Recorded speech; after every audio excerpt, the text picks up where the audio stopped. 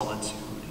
Immediately I was in pursuit. Leaving the audience of eyes, I was in service too. I had always been a victim of public servitude, needing people to see me. Recognition was my being. Attention gave me meaning. If ever I went somewhere alone, I left a little bird behind singing of me tweeting. But now I was retreating, away from the eyes of others, into a night alone with my Father.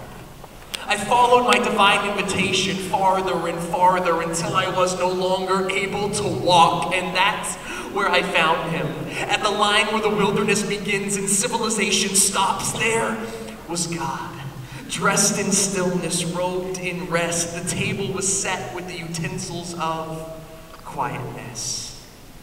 We began by feasting on my insecurities. The appetizer appeased my appetite for approval's applause. No longer did I hunger for others' healing attention gauze, for I was wedded with undivided obsession from my God.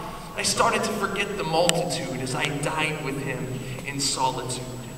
Then the entree made its way to my plate, and as it took shape, I started to shake, for I saw on the tray a clock that was sure to take what was surely mine, because I realized we would be eating time. But as I digested the time-tested clock, I stopped constantly checking my watch and only watched his eyes on mine.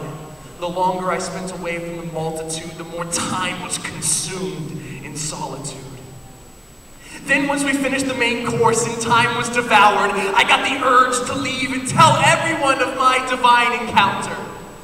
But he told me it was not yet time to depart from the desert, for he had prepared for me one final dessert. Now that I had been taught to dine with God in a quiet place, in his presence to make time wait, the eyes of others to forsake, now I was ready for the softness of his voice, the sweetness of his words, in one sweet sentence of his cake. Finally, I escaped the voices of the multitude, and I heard my God whisper softly to me in solitude.